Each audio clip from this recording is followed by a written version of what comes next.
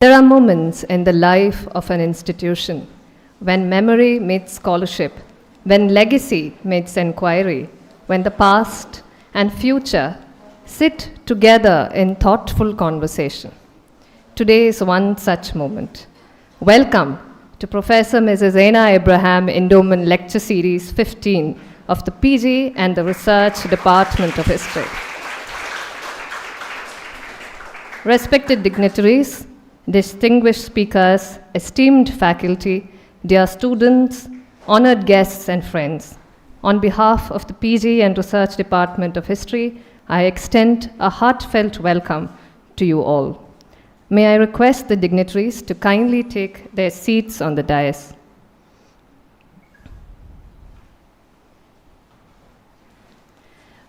Where there is prayer, there is purpose. Where there is purpose, there is light. When a chaplain prays, she does more than utter words. She builds a sanctuary in our hearts. In her presence, scholarship bows to humility, and knowledge kneels before wisdom. To lead us in prayer, I invite Dr. Jessie Ranjitha Jebeselvi, chaplain and associate professor of English, Lady Doak College.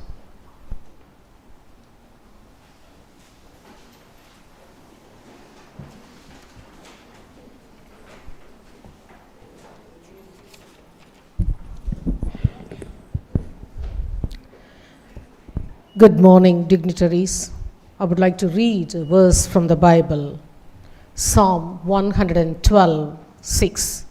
Surely the righteous will never be shaken, they will be remembered forever. Let us pray. Almighty God, source of all knowledge, wisdom, and understanding, we thank you for the gift of education and for our institution that strives for excellence. We praise you for our founder, Miss Katie Wilcox, and the leaders of yesteryears who labored with love to make the college what it is today. Praise you, Lord, for our principal, Dr. Beulah Jayashree, whose dynamic leadership motivates us. On this day, as you've gathered for Professor Mrs. Anna Abraham Endowment Lecture, organized by the Department of History, we recall with gratitude Mrs. Abraham's human service to the department and to the institution. We pray that the Department of History continues to hold the legacy. We are thankful for the vision that established this endowment and for the efforts taken by the Department of History under the guidance of Dr. Mercy Pakyam to sustain it.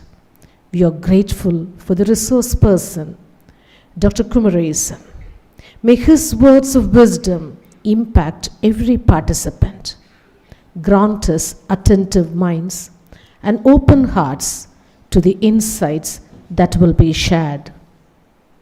May this time of knowledge sharing and learning widen our horizons and deepen our understanding of the subject. In Jesus' mighty name we pray. Amen.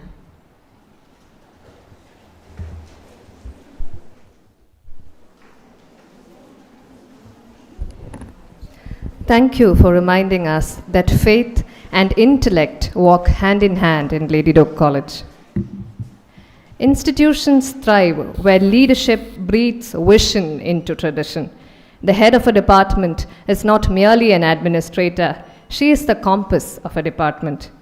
To formally welcome this distinguished assembly, I invite Dr. S. Mercy Pakyam, Controller of Examinations, Head and Associate Professor, Department of History, Lady Doak College. Over to you, ma'am.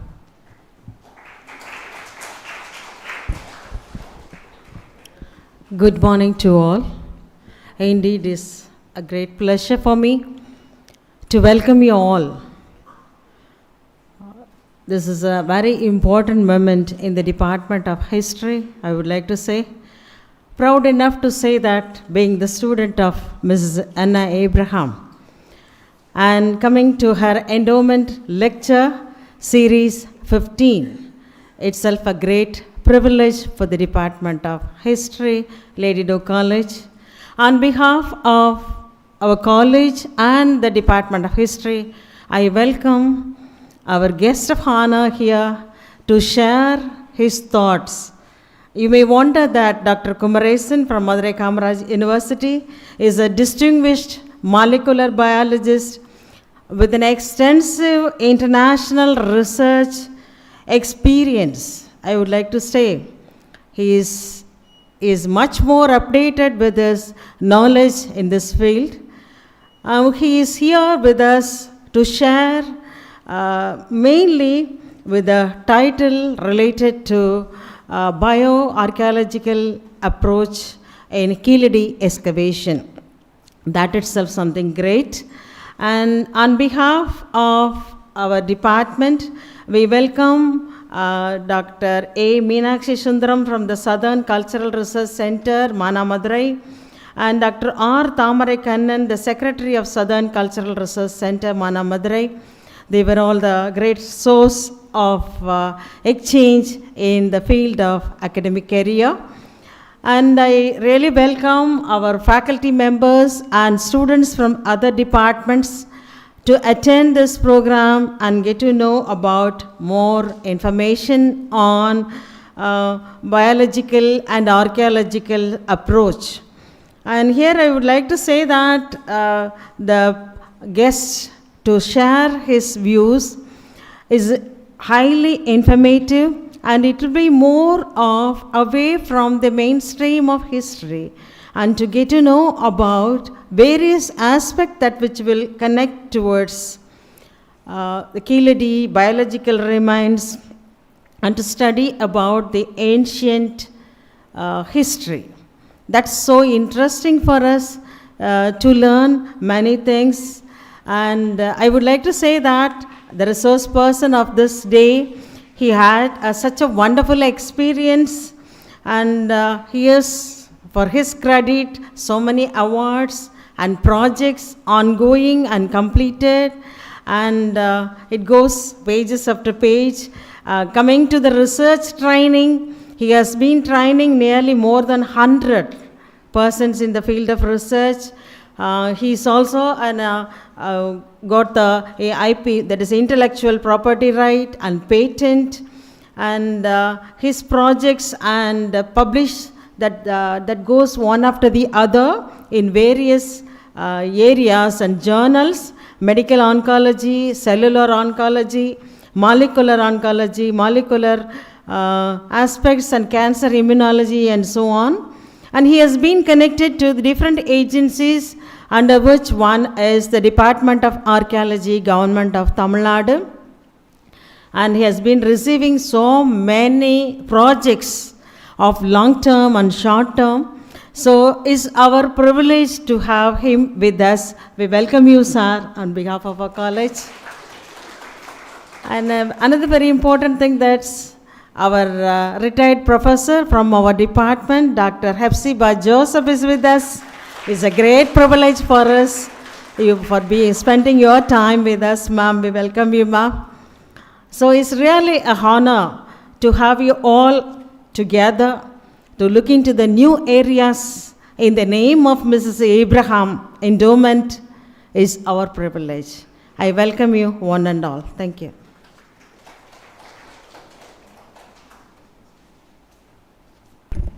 Thank you, ma'am. I humbly request our head of the department to honor our chief guest, Dr. G. Kumaresan, Professor and Head, Department of Genetics, Center for Excellence in Genomic Sciences, Madurai Kamaraj University.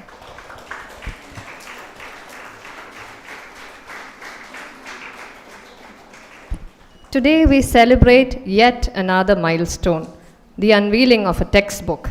The textbook, titled Western Political Thought, especially designed for undergraduate students of history, is authored by Dr. S. Mercy Pakyam and Ms. J. Sharmila and published by the Southern Cultural Research Center, Mana Madurai.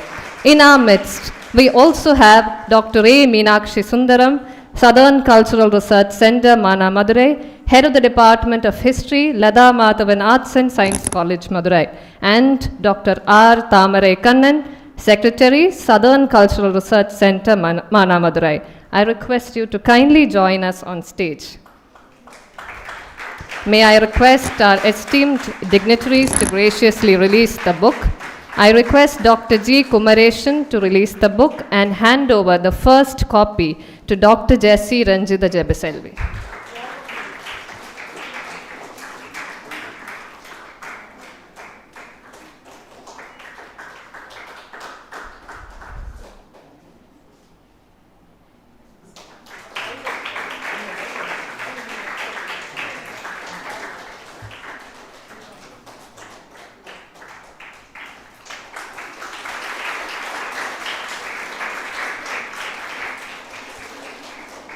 Now, Dr. S. Mercy Pakyam and Mrs. J. Sharmila will receive their publication certificates from the publishers.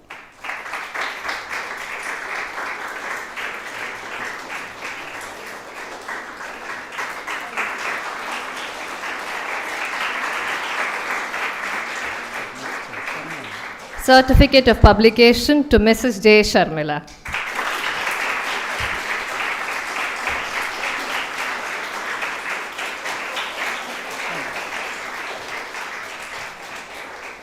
This work stands not merely as a textbook, but a torch, lighting the path for young historians and thinkers.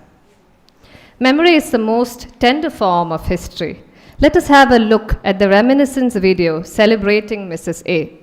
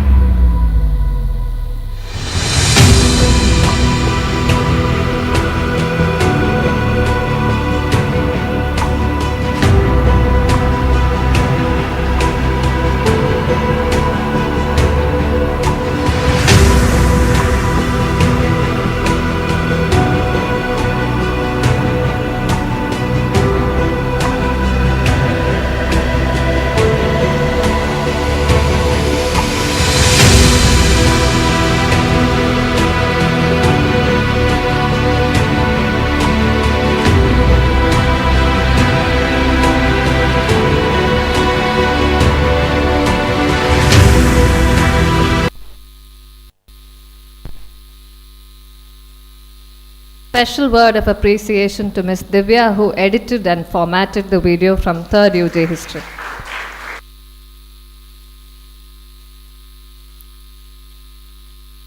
Now we arrive at the intellectual heart of today's gathering. We are honored to welcome Dr. G. Kumaresan, Professor and Head, Department of Genetics, Center for Excellence in Genomic Sciences, Madurai Kamraj University, a scholar who reads history not only in manuscripts but in molecules. Dr. Kumaresan bridges science and humanities with rare insight. The title of today's lecture is Reconstructing a Million Years of Human and Ancestral History in South India, a Bioarchaeological Approach. Through the language of genes and silence of archaeological remains, he invites us to travel across a million years to rediscover who we are. I humbly request you to take over the stage. Over to you, sir.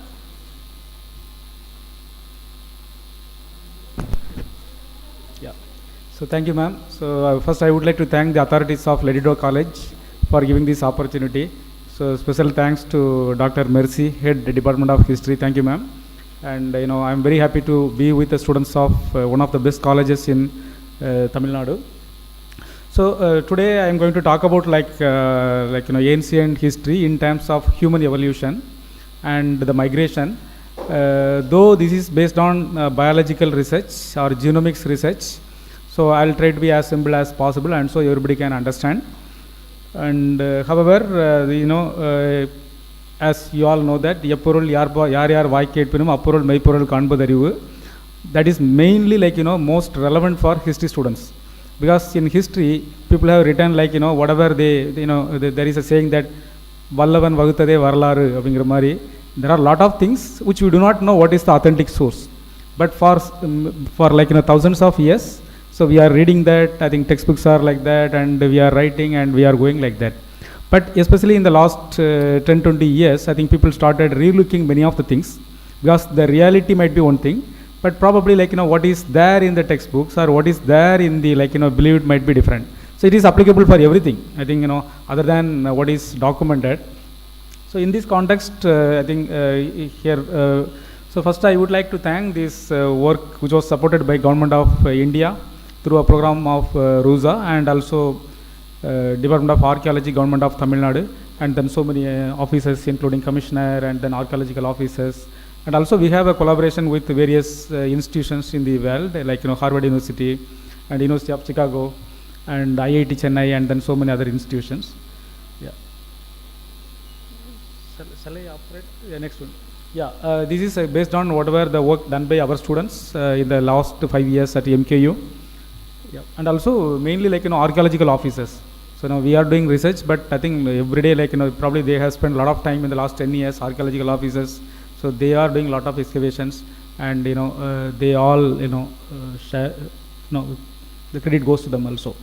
So today I'll be talking about who are there before humans for the last probably 1 million years. That's the first question. And second thing is in the last 10,000 years, how the human ancestry or migration got shaped. Then at present, what is the composition of our ancestry in India, specifically in South India, and then also what kind of practices we had, what kind of cultural practices we had, and then what kind of agriculture, how agriculture started, and how those kind of things, and then other cultural practices and so on. And yeah, next one, please. So to understand this part, there are multiple approaches, and what we are doing is ancient DNA, because from old samples, from archaeological samples, we can recover DNA. I think before that, I would like to introduce the term genomics. Genomics is understanding our DNA. I think this is it is relevant for everybody. Now we can, because our DNA is basically 4 bases in different combination. ATGC is the 4 base, but it is in different combination. We have 3.4 billion bases in our DNA.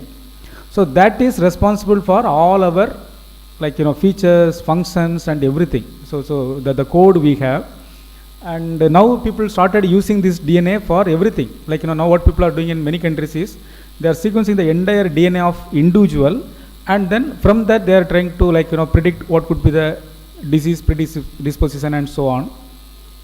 So, yeah, that technology we are using here.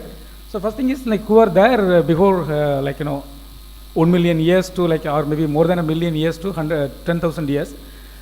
So, now we are Homo sapiens. I think you all know that we are Homo sapiens. But before that, there were some other hominid species which were there. Next one, please. Yeah, something like Homo erectus, Homo Neanderthals. I think these all people deduced, I think based on some skeletal and craniofacial features, people have deduced how they might have appeared and all those things. And I think in some of the museums, these kind of photos are available. Erectus, Neanderthals and Denisovans. Next one. Yeah, there is a museum specifically for Neanderthal, I think somewhere in Europe, and they have deduced how probably Neanderthals looked. Next one. So now, whatever the science data we have, yeah, thanks. So whatever the data we have, in biology is people know about at least 4 species. We are Homo sapiens, and other than that, before that, so Homo sapiens are there here for almost 200,000 years maximum. And Homo sapiens originated in Africa, and then maybe in the last 100,000 years, they left Africa and then moved to different parts of the world. And before that, Homo erectus were there approximately for 2 million years.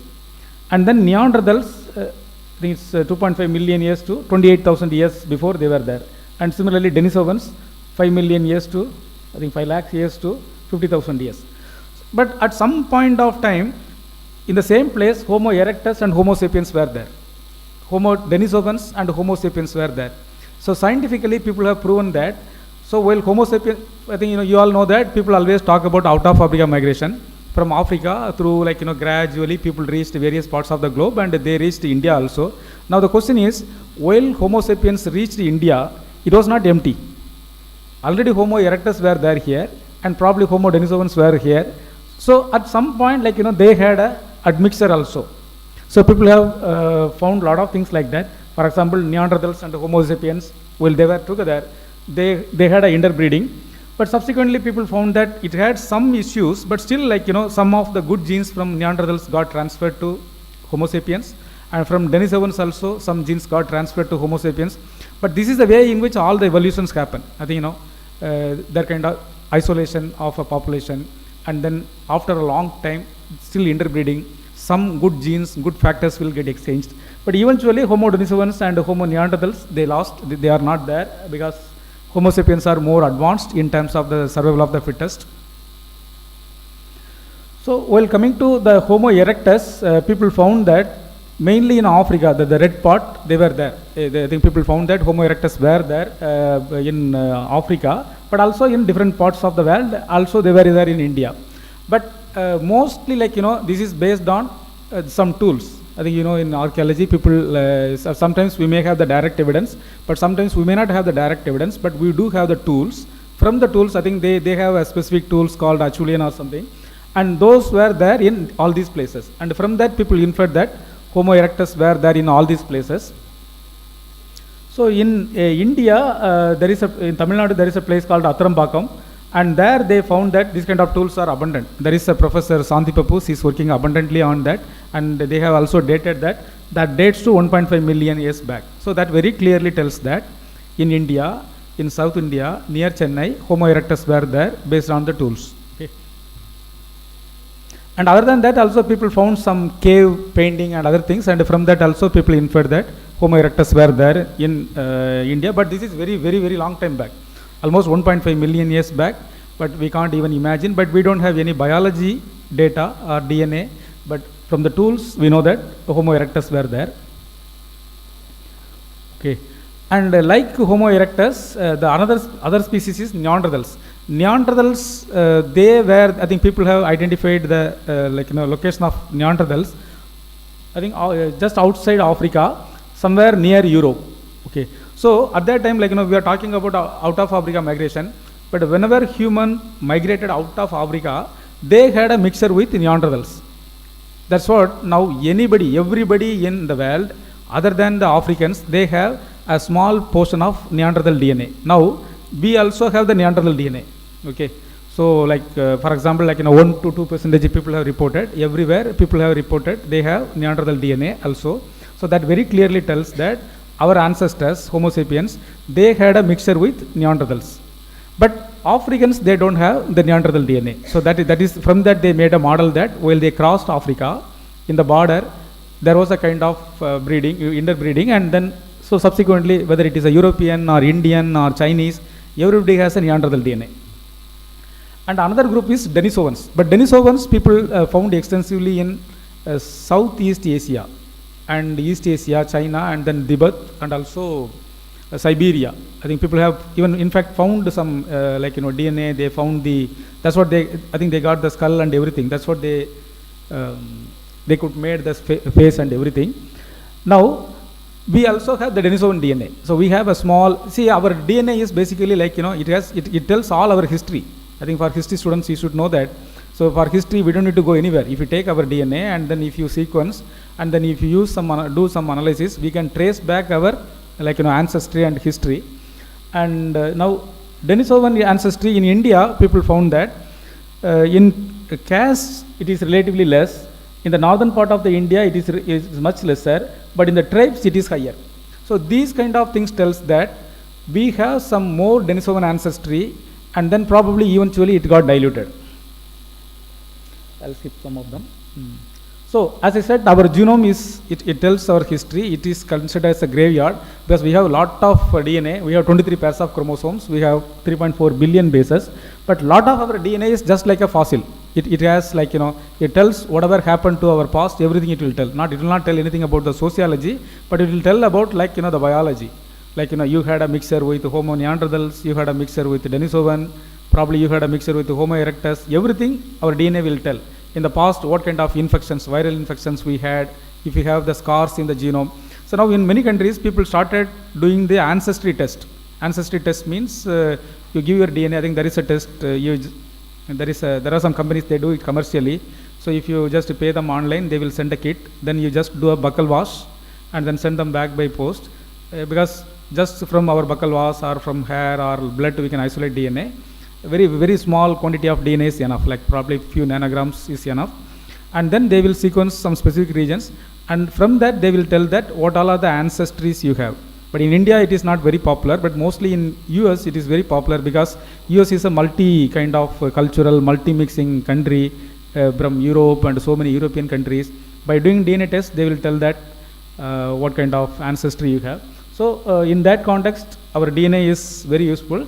Not only for that, for medicine, people are, now we can find that what are the diseases for which I am predisposed. For example, if I am diabetic, what is the possible cause from which, the diabetes is there.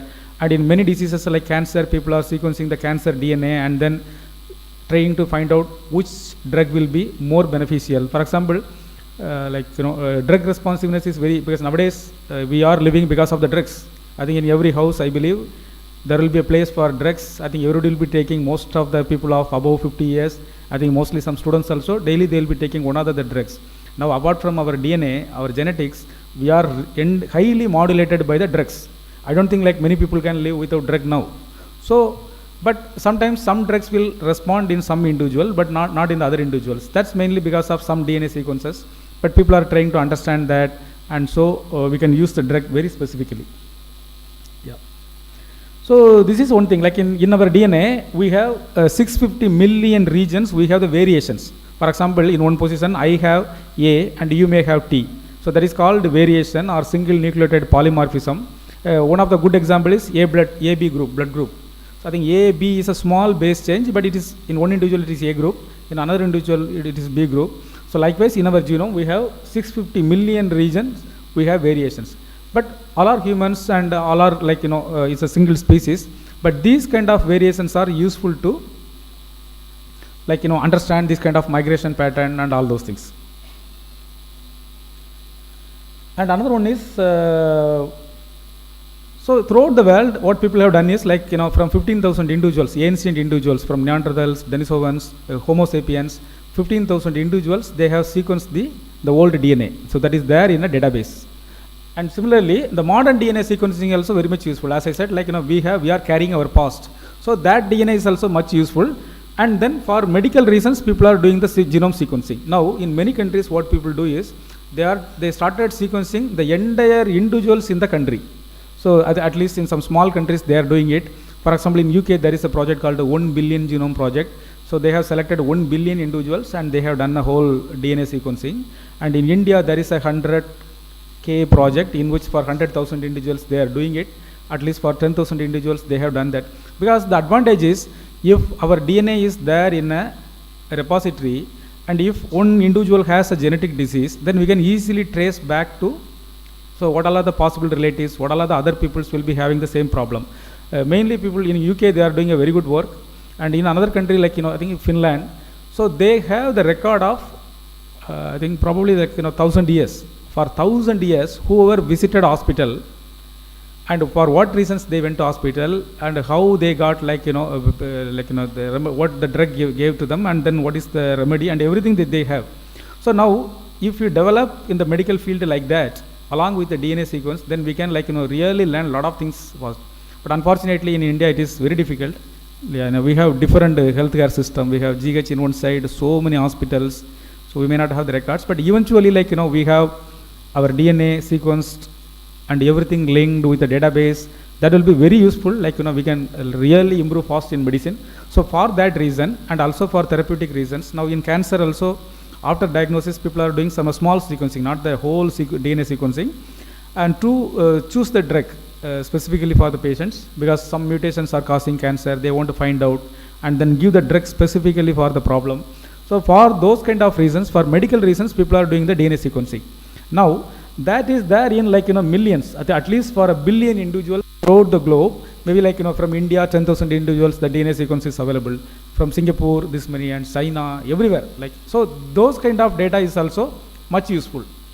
Now, one of the revolutions which happened in science in the last 10-20 years is, whatever the data you generate, people are putting it in a public domain.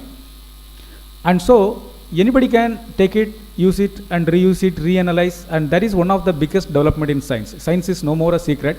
So whatever we do, tomorrow somebody can question that, they can revalidate, they can use it. So that's one of the real developments in the science. Now, for example, at least for 1 lakh breast cancer patients, the whole gene expression data is available in the public domain.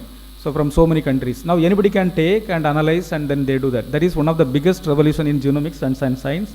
So such kind of DNA data is there in the open domain. So now in one side we have the ancient DNA of 15,000 individuals. On the other hand, we have the data of 1 billion individuals. So these can be analyzed to understand what was there in the past, and then how things are getting changed and all those things. But however, for any country, we have to derive data from our own samples, our own individuals also. Yeah. So in this, yeah. Anyway, yeah. Now, so we just saw that we are 4 species basically, at least, and there are a few more species also. Then what happened in the last 100,000 years to last 5,000 years or so? So one of the major papers, by sequencing 500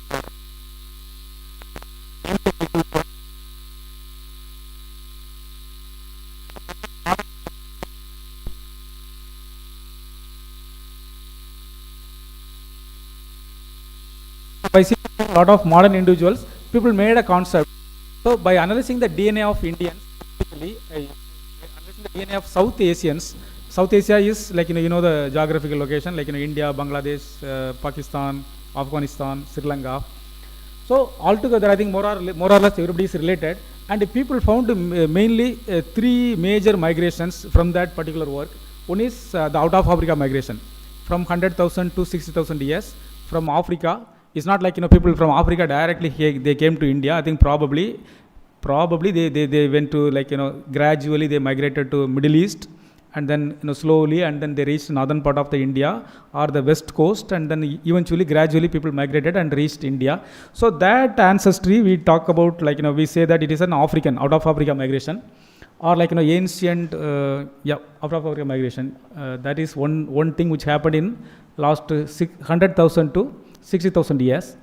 And then later people found that around 10,000 to 5,000 years, some people from in the regions like Iran or somewhere close to Indus Valley, another group of people, they migrated towards south, and then they reached the India, southern part of the India also. That is called the West Eurasian ancestry or Indus periphery ancestry. So that happened around 10,000 to 5,000 years. That is the second ancestry what we have in large in India. And then third one is like steppe ancestry. So that happened around 2000 to 1500 BCE. So that is also from northern part of, I think probably somewhere near Turkmenistan or Kazakhstan. From that region, like another group of people, they migrated towards India and to different parts of the world, and also to India. So in large, we have three ancestries in India. Now, if you take anybody's DNA in now if you take DNA, we might be having maybe one or maybe two or three ancestries. So this is what the DNA look like. I think these are different castes or different populations. They are arranged from southern India to northern part of the India. Now we have this. The top one is the out of Africa ancestry. I think for technical reasons, people also call that as Andamanese hunter-gatherer ancestry, because so those people they reached India, they were migrated to different parts of the world, but somewhere they got isolated. One of the places where they got isolated is Andaman. So that's what now we have in Andaman. We have some ancestral people, but they are the original people. They were spreading all the places. But subsequently, we all got mixed with so many other subsequent populations, and so we are mixes. But in Andaman now it is there as a pure population. But whenever a population gets separated out, then they live separately for 100 years or 1,000 years or several thousand years. Then they remix.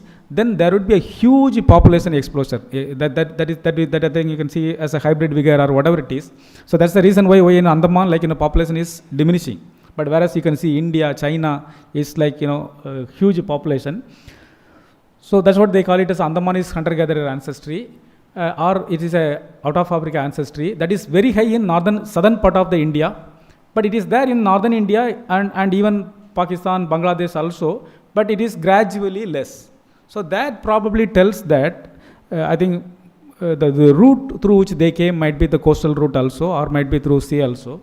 And then another ancestry is Indus periphery ancestry. So that's what now everybody, our Balakrishnan sir and then Amarnath sir, everybody used to say that people came to south from Indus periphery. I think that the DNA evidence is that ancestry is very high in northern part, and also it is there in south also. Though it is relatively less, but every Indian today has, I think in India, if you take anybody, not only in India, in South Asia, if you take anybody's DNA, I think in large we have this out of Africa DNA also to some extent, and then this Indus periphery ancestry. So at that time, I believe that there was no major kind of a competition or problem. So they mixed with everybody. That's what you can see, that everybody has this, any population if you take, they have this ancient South Indian like ancestry or Andamanese hunter-gatherer ancestry, and also Indus periphery ancestry. Then later the steppe ancestry. But that is missing in 20% of individuals in India. And also the proportion is less for the reason that, which happened much later, around 2000 BCE to 1500 BCE. So these are in that particular paper, that is one of the breakthrough papers. In that particular article, they found that we have three major ancestries. Yeah. So the route could be the northern part, and then they, from there they went to eastern, East Asia, and then they to India. Then if it is coastal route also, then probably they went to Southeast Asia. So that's the route. So India was in the middle. So this what from that paper we got this kind of understanding. So we have three major ancestries. But however, in that paper, yeah.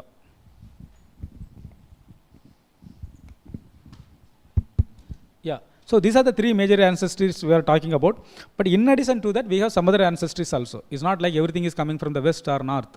So we also have some population inflow from eastern part of the India, like East Asia, and also Southeast Asia. We have a lot of connections with the Southeast Asia also. So and then the northern part also, northeast. So we have three major ancestries which came from outside, then mixed with everybody. So altogether we have 6 ancestries, 3 from at least these 6, these are 1,000 years old. But after that we have so many ancestries, I think from you know very well about the modern history, I believe, but these are prehistorical. So we have, I believe these words are right. I think modern history is like, you know, whatever you are talking about, people from like, you know, UK or like, you know, Europe, and then so many other populations. So these six major ancestries we have. Now if you take anybody's DNA, we will have these six in different combinations. So we all are mixes. I don't think there is something like a pure population without any mixture, but only the extent varies. Okay, sometime back in India, people started a project called, I think somebody, they wanted to trace the pure race. Nothing is pure. Okay, even Homo sapiens are already the mixture of Homo Denisovans and Homo sapiens, or Homo erectus and Neanderthals. Okay, only the proportions are slightly varying here and there. I think whatever the problem we are facing or we are creating is mainly for that proportion. So all are mixes. So mixer has to be a national symbol. Yeah, so this is what happened in the last, like, you know, before 2000 years back, or 2000 BC before. And yeah, so coming together, like, you know, this is what I think we already mentioned about that. And again, if you see the proportion of these ancestries in Kerala, Tamil Nadu, Andhra, Karnataka, even Sri Lanka, more or less it is same. No major differences. Yeah. And in one analysis, people found that Chinese and Indian got separated about 45,000 years back. So now, sometime back I was talking about, like, you know, people reached eastern part. So that migration happened around 40,000 years back. So that's the reason why. So we got diverged from East Chinese, because in Singapore there is a very nice population structure. So we have Indians, I think probably Indians from India and Indians from Sri Lanka. Sri Lankans, and then Chinese, Malays, and from that they are doing a lot of population studies, and they found that they got separated out 45,000 years back. So in all these works, like, you know, the one of the interest is to understand the migration route, and then eventually, like, you know, use the knowledge. For example, if there is a very good data, I think sometime back I mentioned that the DNA data is extensively available from UK, and those kind of models can be adapted to us. Yeah. And also now mainly we talk about the ancient South Indian ancestry, because that was kind of very like, you know, dominating at one point of time. And also in Indus periphery also, that DNA is there in like, you know, I think up to 11 to 50%. And then in so many places those kind of DNAs are there, even there in Southeast Asia, Cambodia. So that tells that there were a lot of, like, you know, migrations in different parts, and then probably the India was playing a central role in that. And similarly, all the populations, I think, like, you know, we say that, like, you know, maybe in newspapers we can always see that people talk much about the pride of one population, but all the populations, all the groups, all the people they have their own, like, you know, legacy. I think whatever the individual living today was tested by so many challenges. Maybe it's a viral disease or bacterial disease, so many warfare and so many things. I think after testing all those things, a population is surviving today, a caste is surviving today. So it is really successful. Anything, it is not like, you know. So in that context, like, you know, the step ancestry, it was very, like, you know, successful in the point that in 3,000 years they crossed. I think it is their central place is somewhere Yamania. I think there is a river there, and they reached up to, I think, the eastern part of like, you know, East Asia, and also Europe. So in India also, South India also, India also, the entire population. So likewise, like, you know, every like, you know, population has their own characteristic features. And whenever people, like, you know, they mix, they also exchange a lot of cultural things. I think, you know, probably, like, you know, we may not know everything, but really, like, you know, for example, pizza was not there in India, but now I know that in many places people are cooking pizza. So likewise, like, you know, whenever you have a mixture, it is not only a genetic mixture, and it is not only a benefit from DNA, it is also kind of lot of cultural advantages people get. Skip some of them. So these are some of the biological part. So in this context, like, you know, we started the work at Madurai Kamaraj University, because archaeology department, they are doing excavation in a lot of places, Keladi, Kondagai, Adichanallur, so many places, Kodumanal, and then, so they got a lot of bones, because now if you go to any archaeological place, you will see only two things. Either you will have some bones, or you will see some structures, or you will have the pottery. You will not see anything other than that. But our interest was to, you know, just by analyzing the DNA of animals, human or plant, can we understand some migration patterns, early history, and then their cultural practices from. So that's what our thing is. These are for example, if you can see this is from Kodumanal. You can see a lot of this is the place where which they buried one individual. You can see a lot of potteries. Okay. And this is from I think Kondagai. So here, one of the points is in ancient DNA, the subject got evolved a lot. People now started they don't want to degrade too much. I think ma'am was also telling she is doing research in ethics, and ethics is very much nowadays important, because on those days, I think people will do whatever they want. For example, a professor will come here and give a talk, then he will take 5 ml blood from everybody. Now today you can't ask one individual's name or any information, personal information, not necessarily biological data, any information without it has to be approved by a board, the individual has to agree, and there has to be a written document. Then only sometimes even there has to be videography. After that only you can even get the questionnaire filled. I think in some places people are doing it. You can't. I think you all be always be aware of that. Even if you want to fill a questionnaire by somebody for your work, that has to be gone through a probe. So similarly in this research also people are very keen that we should not destroy the sample. For example, if we destroy all the samples, then maybe in 10 years later or 20 years later, we may have the better technologies. So at that time we'll be left without any samples. So people are evolving a lot of methods to not to destroy the sample. But everywhere you can see, you will see either bones or you will pot. So one of the works what we started was, because in all the places you have a lot of pots, offering pots, people call it as offering pot. So it is believed that while they were burying the individual, they kept some food inside as an offering food, and but now nothing is there inside, except in some places you can see rice. Other than that, nothing is there. So there is a methodology we can just, because what people are saying is, while we cook the food or while we store the food in a pot for a long time, some of the molecules, because now you take any food, it is a chemical actually, maybe a carbohydrate itself is a polymer, it will have so many chemical molecules. Those molecules may get trapped inside the pores in the pot, but subsequently they may live for a long time. The molecules may be there, you may not have anything visible. So we drill those kind of things and then do an analysis called mass spec, and from that by analyzing the molecule, we try to find out what kind of food they were using it. So yeah, that's what we are doing it. This is the ethics paper. A few years back, all the I mentioned that the sample should not get damaged. That's one of the points. I think they came with the 5 points. The sample should not get damaged, and then second thing is,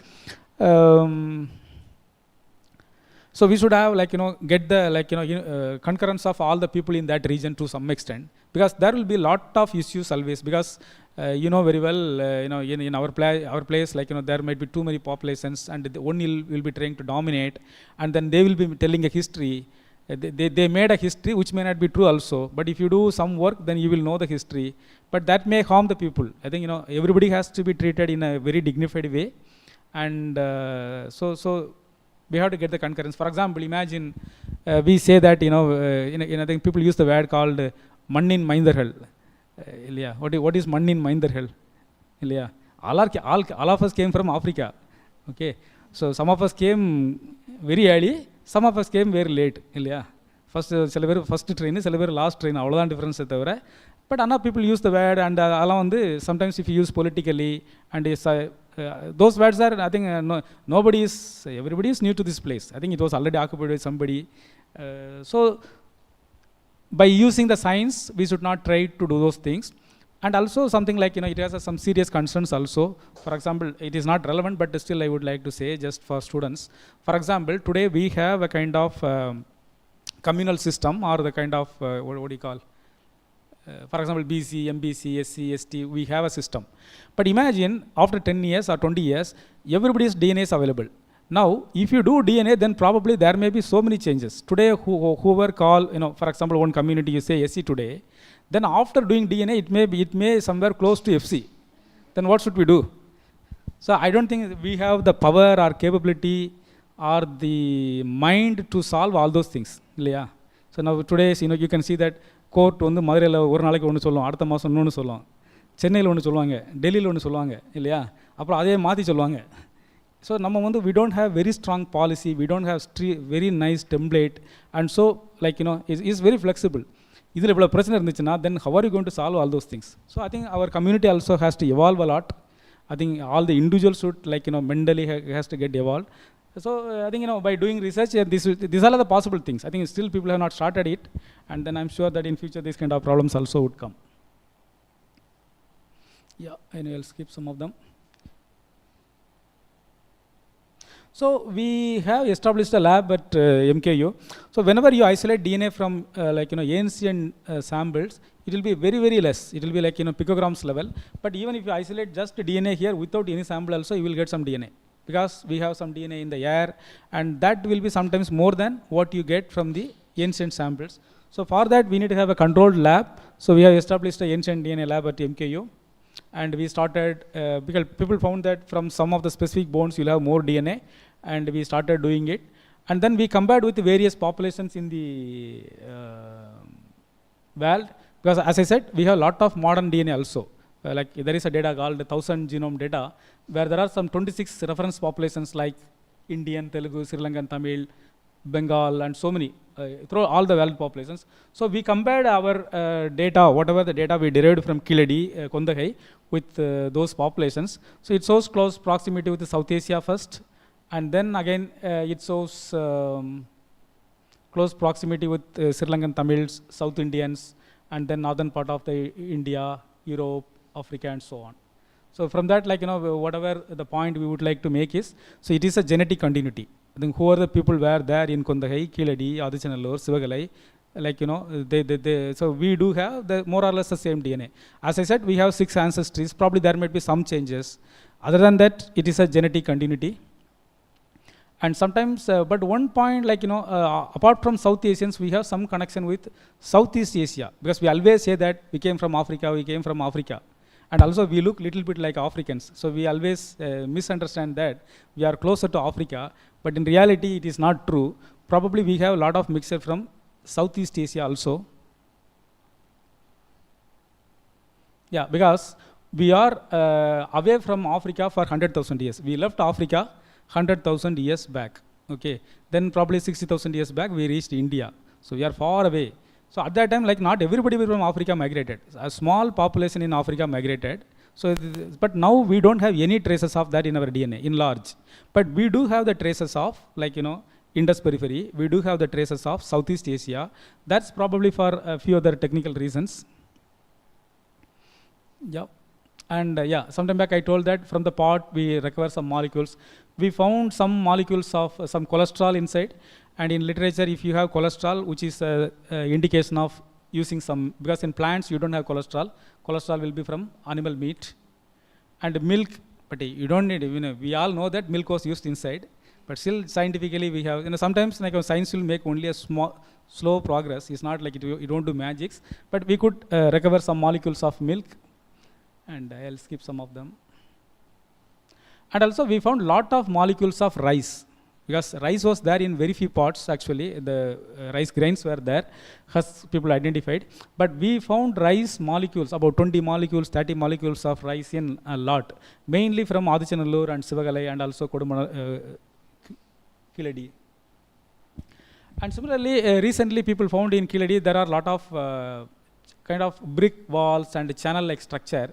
And exactly people do not know what was, it is kind of industrial activity, and one of the suspicion was people suspected it for some industrial dyeing activity. So we did some sampling and then found some molecule which was used in archaeological dyeing, and mainly this molecule is this anthracene dione. And while going back to the literature, this is from a plant called sayakodi or manjatti. And the same molecule people found in Ajanta caves, Indus Valley, Egypt. They found in the cloths of mummies. There are so many papers. At least in 15 papers people found that the same dye molecule was found in archaeological places. So this shows that about 2000 years back or 2500 years back, kind of dyeing activity was there, kind of structures were there in Kiladi.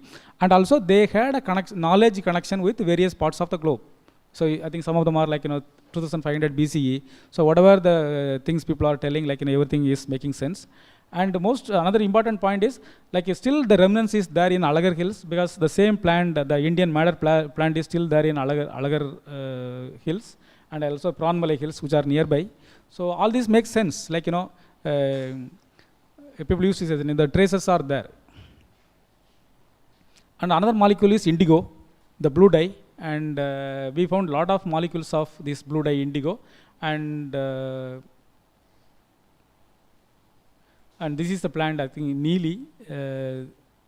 Yeah, I'll skip some of them. And another one is we found some DNA of millet, foxtail millet, because this is from the place called Kodumanal. We found some DNA.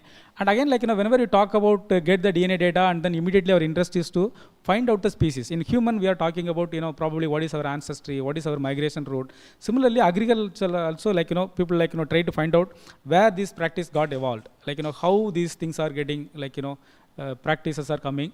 And from this analysis, we found that in Kodumanal, the DNA is something, is a local variety, and people started cultivating the variety which was available in the local. It is not it was coming from other places, because it is different from what was there in China.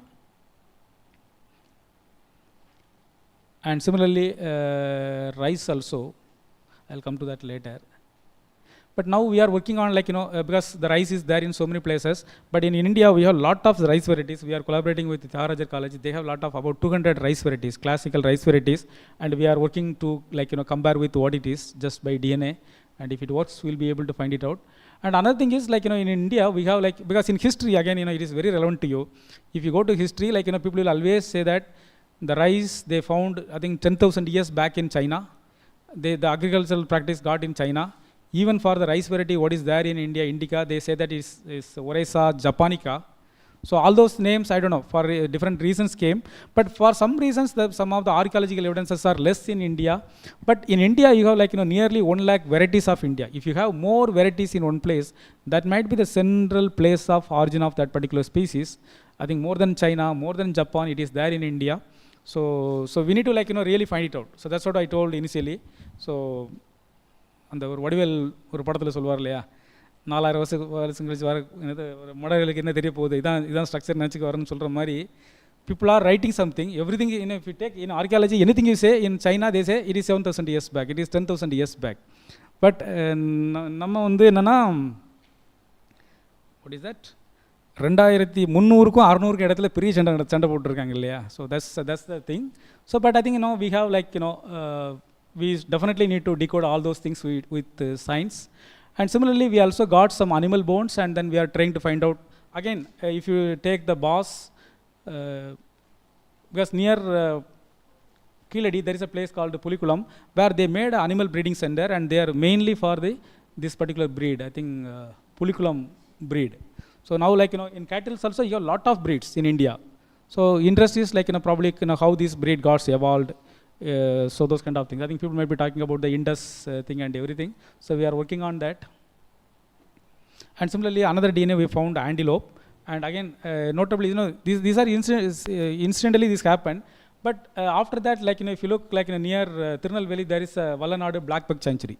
So I think all those things, these things are matching. This species was there abundantly. Then eventually it was declining. But still, at that time, the biodiversity department has made these kind of things, because dye we have seen that it is there in Alagar Hills, and similarly, the near Keeladi we have this Pulikulam center, and similarly black buck sanctuary. So all those things make sense. And one more thing is we have skulls in few places, but many of them are damaged, but still in some places it is there.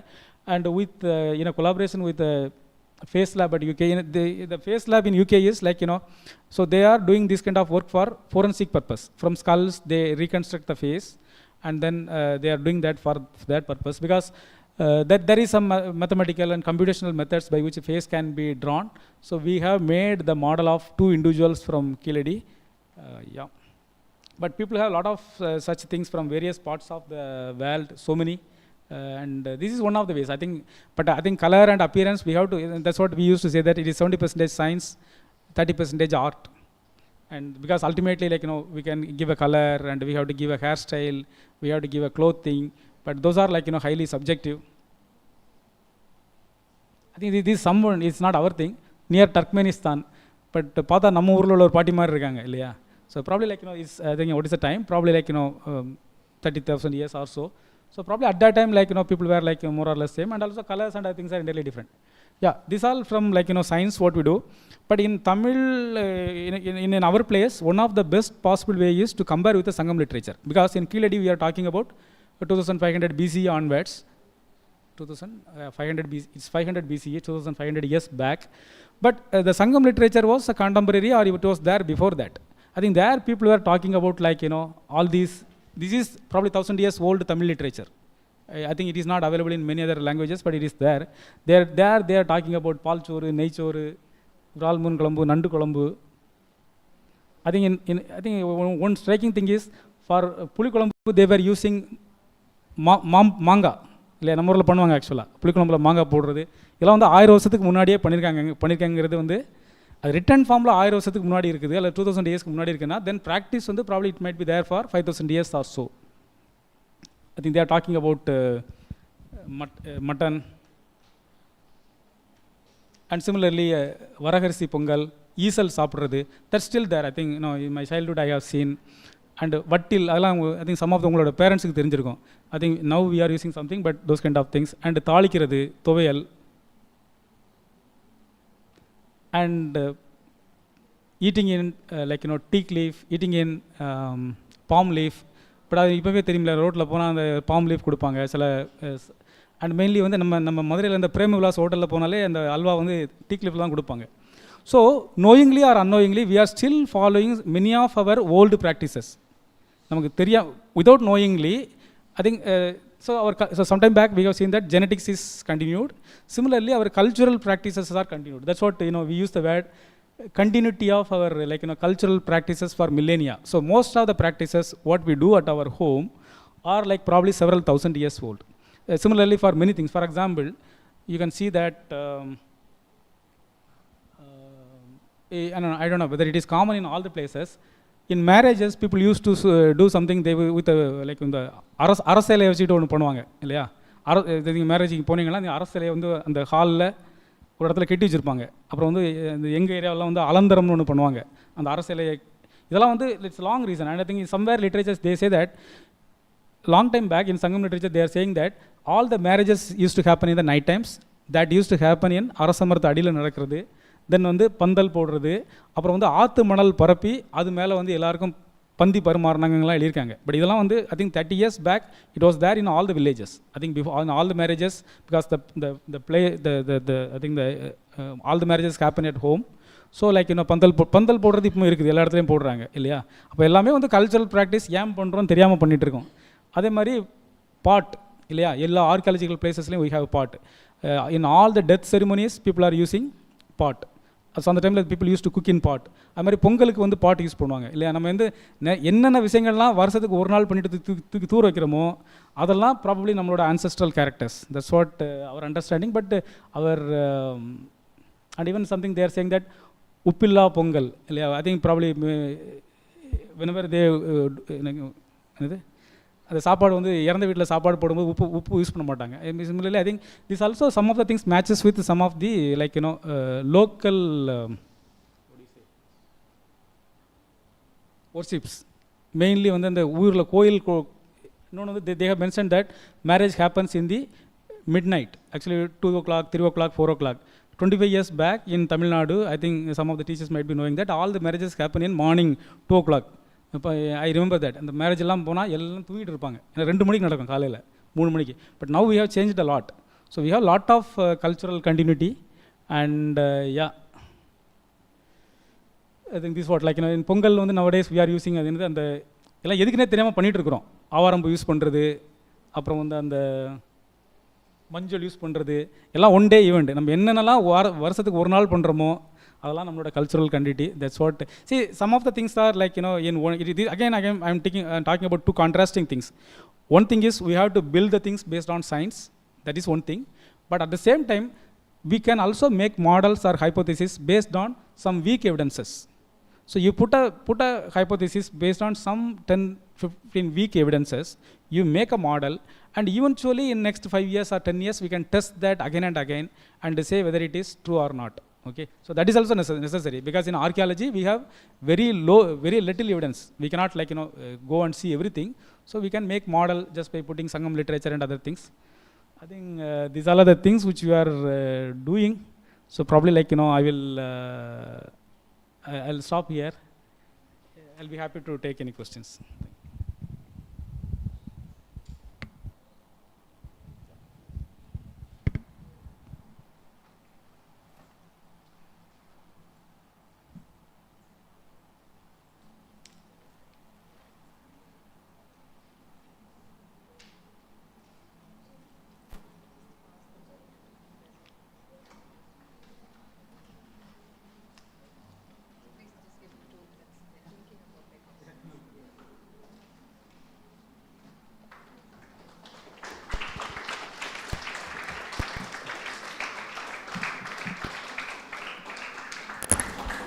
If you have any questions, feel free to ask, sir.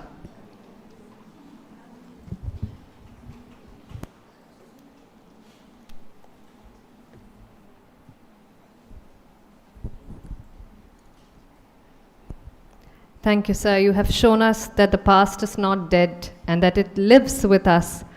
And at the end of the day, we are all the same. Thank you for showing us that our cultural practices and genetics shows more continuity than change. And the ATGC of historical research is archives, time, geography, and culture. Thank you so much.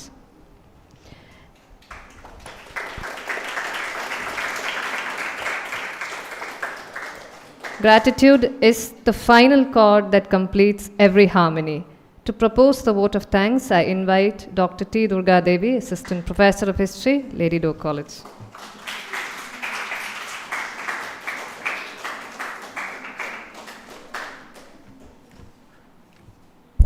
A pleasant afternoon to all.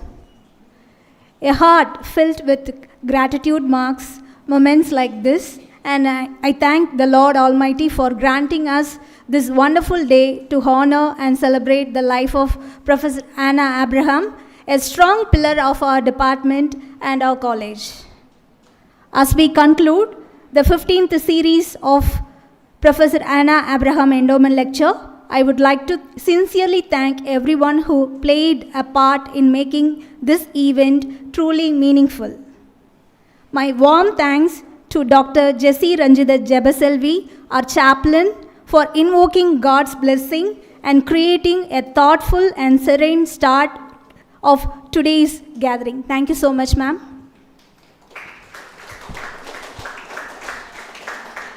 I take this opportunity to express our sincere gratitude to our Principal and Secretary, Dr. Biola Jayashree, Vice Principal, Dr. Nimma Elizabeth, Bursar, Dr.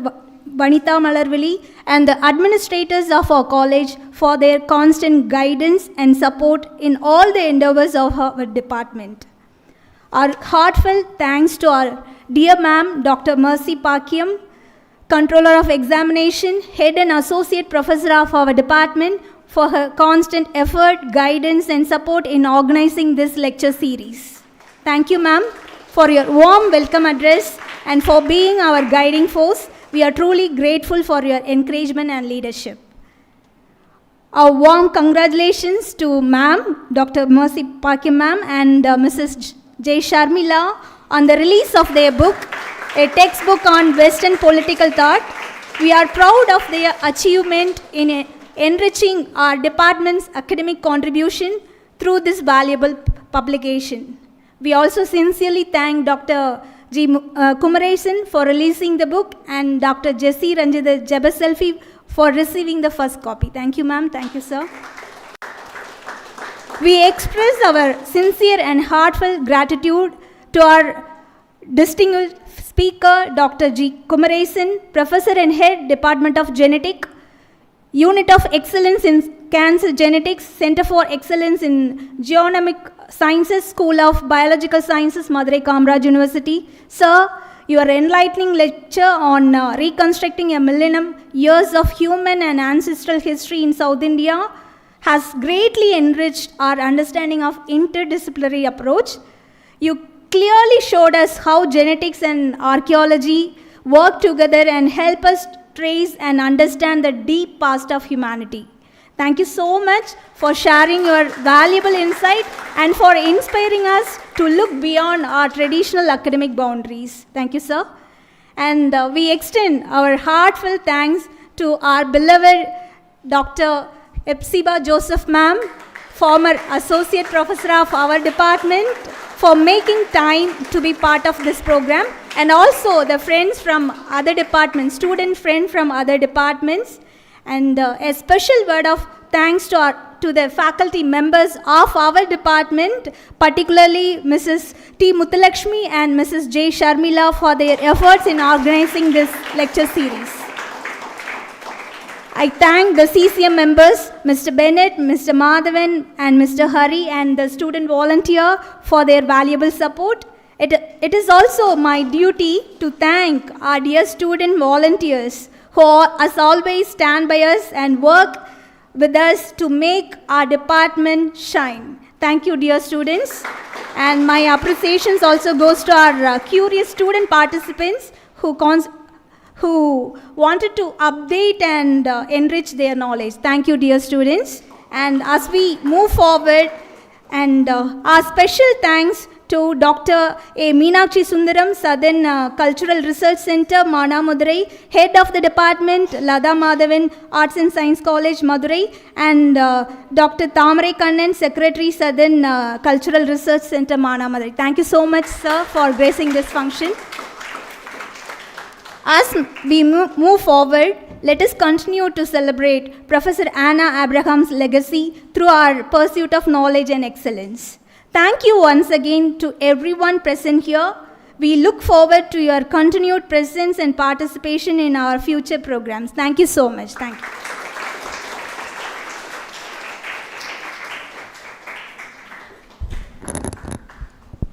Thank you, ma'am. As we conclude, may we carry with us the grace of prayer, the strength of leadership, the richness of memory, and the spark of inquiry. May we remember, education is not the learning of facts, but the training of the mind to think. And at Lady Doe College, we dare to add, it is also the training of the heart to serve. Thank you all for your gracious presence. Godspeed and good luck.